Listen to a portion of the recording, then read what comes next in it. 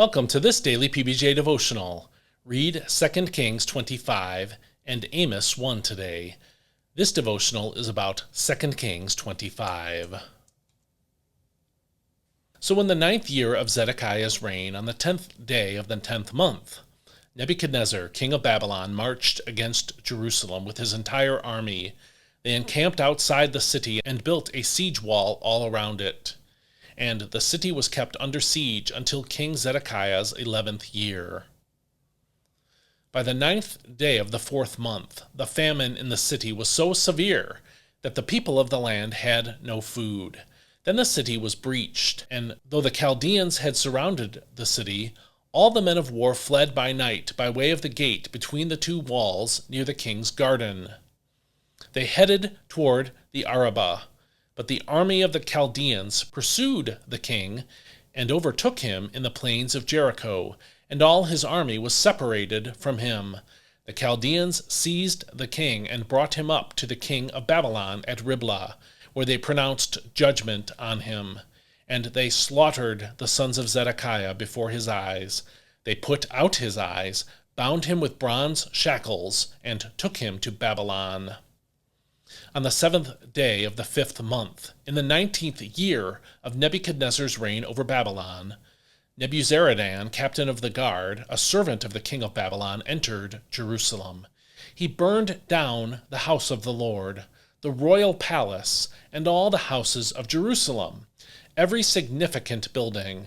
And the whole army of the Chaldeans, under the captain of the guard, broke down the walls around Jerusalem.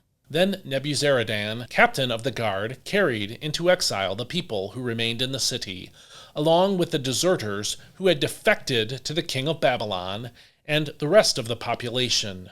But the captain of the guard left behind some of the poorest of the land to tend the vineyards and fields. Moreover, the Chaldeans broke up the bronze pillars and stands, and the bronze sea in the house of the Lord, and they carried the bronze to Babylon. They also took away the pots, shovels, wick trimmers, dishes, and all the articles of bronze used in the temple service. The captain of the guard also took away the censers and sprinkling bowls, anything made of pure gold or fine silver. As for the 2 pillars, the sea, and the movable stands that Solomon had made for the house of the Lord, the weight of the bronze from all these articles was beyond measure. Each pillar was 18 cubits tall. The bronze capital atop one pillar was 3 cubits high, with a network of bronze pomegranates all around. The second pillar, with its network, was similar. The captain of the guard also took away Seraiah, the chief priest, Zephaniah, the priest of second rank, and the 3 doorkeepers. Of those still in the city, he took a court official who had been appointed over the men of war, as well as 5 royal advisers.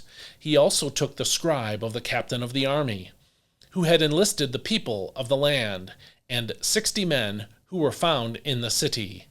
Nebuzaradan, captain of the guard, took them and brought them to the king of Babylon at Riblah. There at Riblah, in the land of Hamath, the king of Babylon struck them down and put them to death. So Judah was taken into exile away from its own land. Nebuchadnezzar, king of Babylon, appointed Gedaliah, son of Ahikam, the son of Shaphan, over the people he had left behind in the land of Judah. When all the commanders of the armies and their men heard that the king of Babylon had appointed Gedaliah as governor, they came to Gedaliah at Mizpah. Ishmael, son of Nethaniah, Johanan, son of Kareah, Seraiah, son of Tanhumeth, the Netophathite, and Jazaniah, son of the Maacathite, as well as their men. And Gedaliah took an oath before them and their men, assuring them, "Do not be afraid of the servants of the Chaldeans. Live in the land and serve the king of Babylon, and it will be well with you." In the 7th month, however, Ishmael, son of Nethaniah, the son of Elishama, who was a member of the royal family, came with 10 men and struck down and killed Gedaliah, along with the Judeans and Chaldeans who were with him at Mizpah. Then all the people, small and great, together with the commanders of the army, arose and fled to Egypt, for fear of the Chaldeans. On the 27th day of the 12th month of the 37th year of the exile of Judah's king Jehoiachin, in the year Evil-Merodach became king of Babylon, he released King Jehoiachin of Judah from prison, and he spoke kindly to Jehoiachin, and set his throne above the thrones of the other kings who were with him in Babylon. So Jehoiachin changed out of his prison clothes, and he dined regularly at the king's table for the rest of his life. And the king provided Jehoiachin a daily portion for the rest of his life. This is God's word. Judah's final defeat to the Babylonians was recorded in this chapter.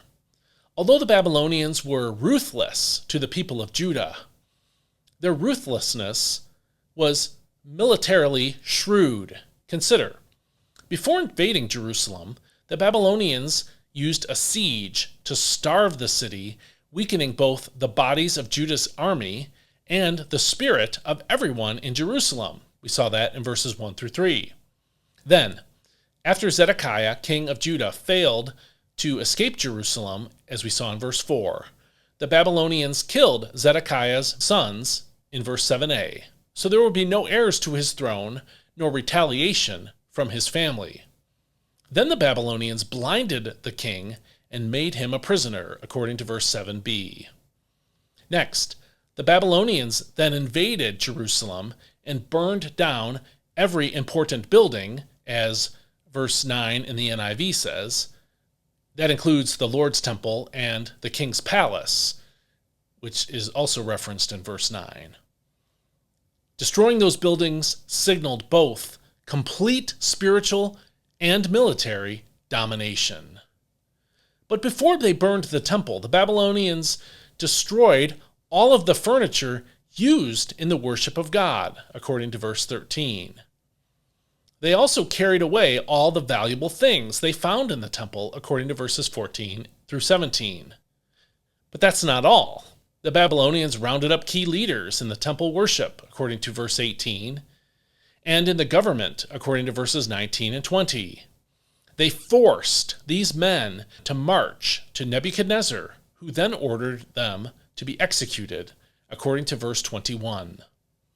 All of this was designed not only to defeat Judah, but to grind their faces in the dust and emphasize to them that they had been decimated in every way, militarily, spiritually, and administratively. Then the Babylonians sent in an administrator who promised they would be safe as long as they submitted to Babylon. We saw that in verses 22 through 24. So here we have God's chosen people and their Davidic king utterly defeated and humiliated by a pagan foreign nation. We understand that all of this happened because of Judah's idolatry and disobedience to God. But why did God allow it to happen in such a brutal, thoroughgoing way? The answer is that God wanted to show his people something that Jesus told his disciples hundreds of years later, which was this: without me, you can do nothing. Jesus said that in John 15:5, but God's people proved it to be true over and over again. God's promise to his people was that in his will, they would be unbeatable, but outside of his will, they would live in constant defeat. God still had plans for redemption for his people, but first, he wanted them to experience absolute destruction without him. As Christians, we don't operate in a political and military context like Israel did. But the principle underneath this passage is as true for us as it was for Zedekiah and the rest of the people of Judah. We must trust God and be obedient to his commands if we will have any power in this life, any success, spiritually speaking.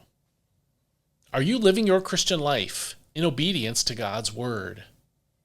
Have you suffered some defeats and some setbacks that might indicate your need to depend on God more. Think about that today and pray about it before the Lord. And I'll see you next time. May God bless you. Hope you have a great day today.